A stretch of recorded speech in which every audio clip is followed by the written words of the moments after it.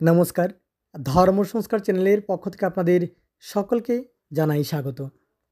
দর্শক বন্ধুরা, প্রতি বছর আশ্বিন মাসের শুক্লপক্ষের পূর্ণিমা তিথিতে আমরা সকলেই সংসারের অভাব অনটন দূর হওয়ার জন্য, সংসারে সুখ শান্তি ফিরে আসার জন্য ধন সম্পদ এবং সৌভাগ্যের দেবী মাতা লক্ষ্মীর পূজা অর্চনা করে থাকি।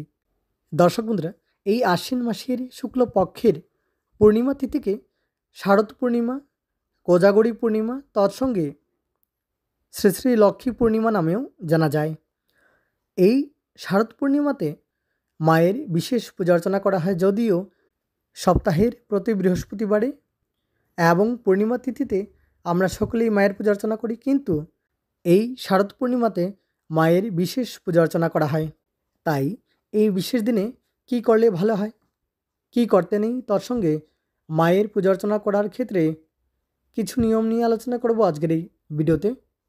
তাই অবশ্যই চেষ্টা করবেন ভিডিওটি শেষ পর্যন্ত দেখার, তৎসঙ্গে আপনার প্রিয়জনদের সাথে অবশ্যই চেষ্টা করবেন ভিডিওটি শেয়ার করার, আর ভালো লাগলে অবশ্যই একটি লাইক করবেন। দর্শক বন্ধুরা, আগেই বললাম শারদ পূর্ণিমাকে কোজাগরী পূর্ণিমা নামেও জানা যায়। কোজাগরী শব্দটির অর্থ হলো কে জেগে আছো। তাই এই পূর্ণিমাতে মায়ের পূজা অর্চনা করার পর অবশ্যই রাত্রিতে জাগরণ করার চেষ্টা করবেন, তাতে মায়ের আশীর্বাদ প্রাপ্ত হয়। দ্বিতীয়ত, এই দিনে মাতা লক্ষ্মীর সাথে পালন হওয়ার বিষ্ণু ভগবানের পূজা অর্চনা করবেন, তাতে সংসারের অভাব অনটন দূর হওয়ার সাথে সংসারে সুখ শান্তি ফিরে আসে।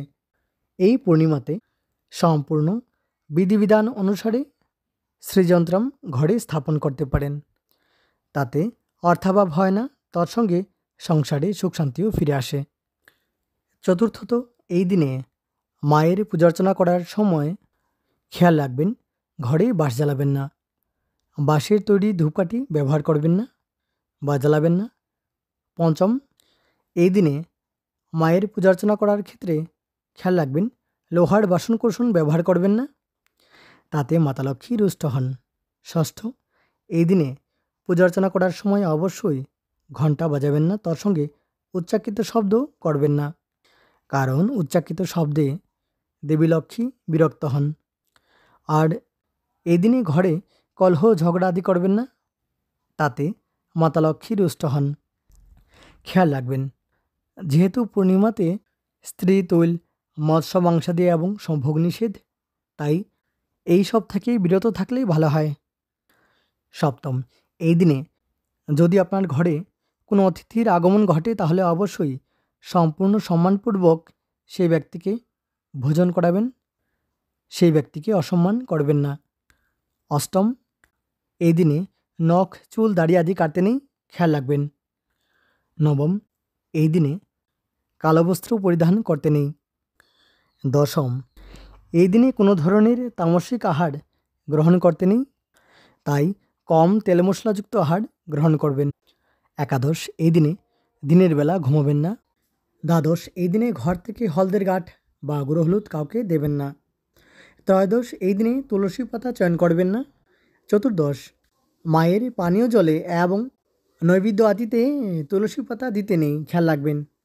পঞ্চদশ, পুজোর আগের দিন অবশ্যই সম্পূর্ণ ঘর ভালোভাবে পরিষ্কার করবেন, সম্পূর্ণ বাড়ি ভালোভাবে পরিষ্কার করবেন।